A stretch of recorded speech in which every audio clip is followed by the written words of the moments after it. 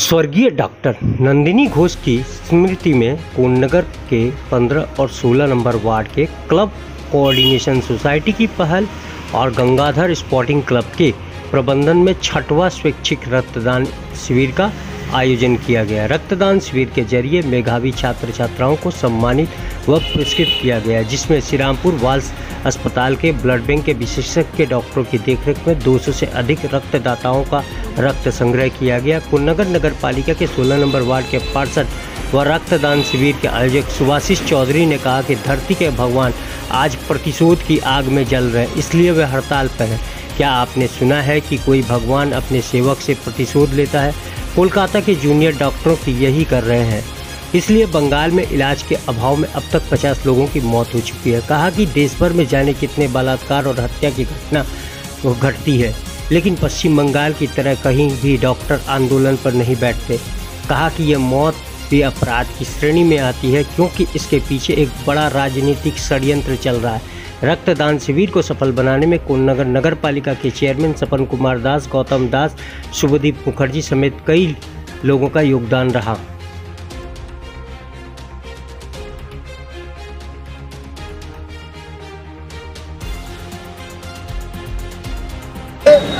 অবশ্যই সেটা নিন্দনীয় এবং বর্বরচিত ঘটনা, যা ভাষায় প্রকাশ করা যায় না।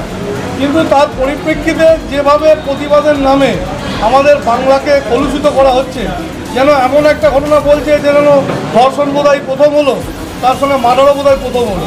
কিন্তু এটা তো ঘটনা নয়। আমরা সকলেই জানি, আমরা সাংবাদিকরা খুব ভালো করে জানেন যে ভারতবর্ষের এখন যা পরিসংখ্যান যেটা বলছে যে প্রতি 4 মিনিটে একজন করে ধর্ষিত হচ্ছে। তো মধ্যপ্রদেশে প্রতিদিন 5 জন থেকে 6 জন ধর্ষিত হয়। এটা আমাদের সমাজের একটা মধ্যযুগীয় প্রথা চলে আসছে, কিন্তু সেটাকে তো কোনোভাবে সমর্থন করা যাবে। সমর্থন আমরা কেউ করছি না, সমাজের কোনো অংশের মানুষ করছে না।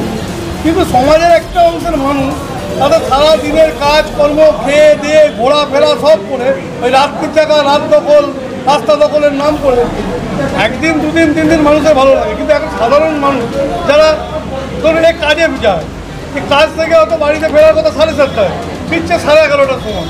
এটা কিসের প্রতিবাদ? কীভাবে হতে পারে এটা?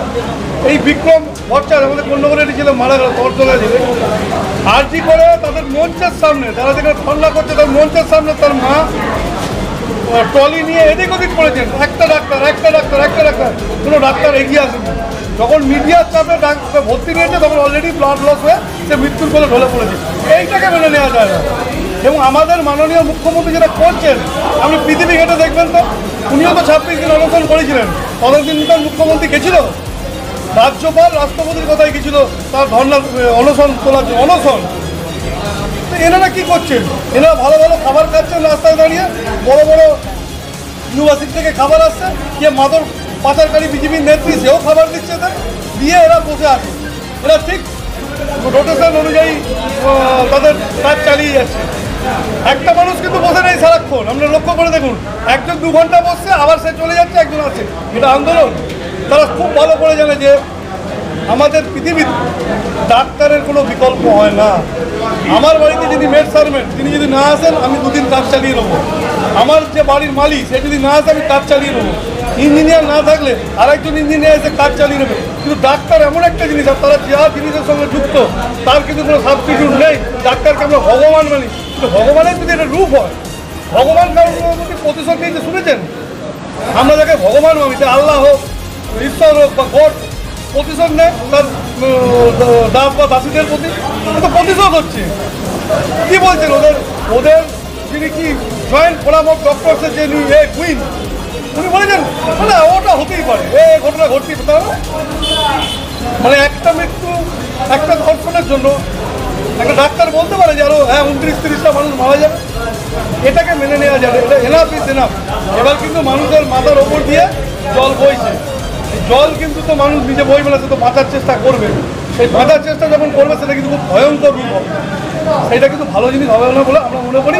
তাই আমরা রক্তদানের মাধ্যমে তাদেরকে এটা বলতে চাই যে আপনাদের সম্বিত ফিরুক।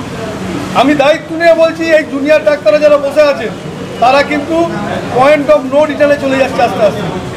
এরা রাজনীতি বুঝতে পারছে না, রাজনীতি খেলাটা বুঝতে পারছে না। এই রাজনীতি খেলা অলরেডি পড়ে গেছে, যার জন্য কালকে মুখ্যমন্ত্রী লাস্ট টাইম যখন দেখবেন, আপনারা মিডিয়ায় দেখেছেন, যখন বলেছেন যে না 3 ঘন্টা তোমাদের জন্য ওয়েট করেছে, আবার কি এখন আজকে সম্মান নয়, তখন তারা কান্নায় ভেঙে পড়েছে। তারাও কিন্তু আস্তে আস্তে বুঝতে পারছে যে তাদের যে জিনিসটা, তাদের এথিক্সটা কোথায় গিয়ে পৌঁছচ্ছে। সুপ্রিম কোর্টে আগে পরের দিন আছে, বিচার তো সুপ্রিম কোর্ট সিবিআই করছে ভাই। কিসের এত রাগ মুখ্যমন্ত্রী, কিসের এত রাগ লোকাল প্রশাসনের প্রতি? এরকম ব্যাপার নয় যে পৃথিবীতে প্রথম ঘটনা এখানে ঘটেছে, রোজ ঘটছে, মিনিটে ঘটছে, সেকেন্ডে ঘটছে। তো তাতে এত প্রতিরোধের কি আছে? প্রতিবাদ তো আমরাও করছি। আমরা চাই, মুখ্যমন্ত্রী বলেছেন আমরাও চাই যে দোষীদের সর্বোচ্চ শাস্তি হোক। তার বাইরে আমি কি কিছু করতে পারি? সুপ্রিম কোর্টের চেয়ারে কি চন্দ্রচূড়ের জায়গায় আমি বসে বলতে পারি যে না আজকে ফাঁসি দিয়ে দাও? এরা কে চাইছে?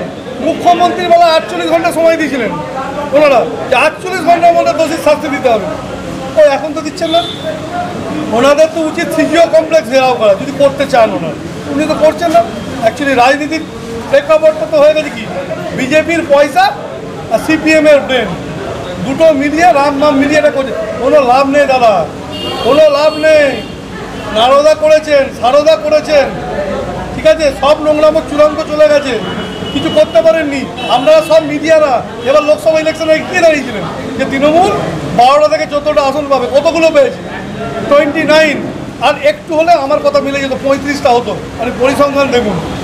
ওইসব করে এখানে যে সরকার রয়েছে তাকে উৎখাত করা যাবে না। আপনি একটা মিছিল মিটিংয়ে প্রতিবাদ কর্মসূচি দেখুন তো, সমাজের নিচু স্তরের মানে গরিব মানুষরা অংশগ্রহণ করেছে। সম্ভব?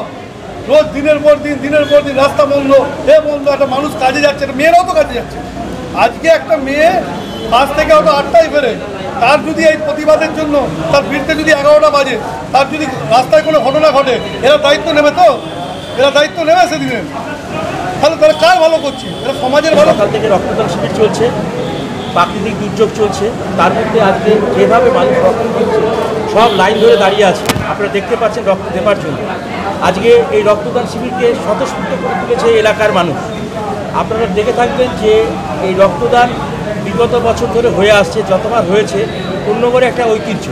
এত সংখ্যক লোক রক্তদান করে যে কল্পনা করা যায় না, এবং তারা স্বেচ্ছায় এসে রক্তদান করে।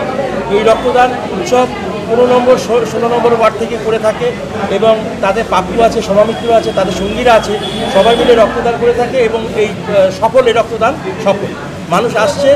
আমরা সামাজিক কাজ করার সাথে সাথে রক্তদান শিবিরও করি এবং মানুষের পাশেও থাকি। রক্তদান এই টাইমে আপনারা জানেন একটা রক্তের হাহাকার চলে, এই টাইমে থ্যালাসেমিয়া রোগীদের একটা রক্তের প্রয়োজন পড়ে। গরম সাধারণত পশা ভাদ্র যেটা বলে, এই টাইমে রক্তটা খুব কম থাকে।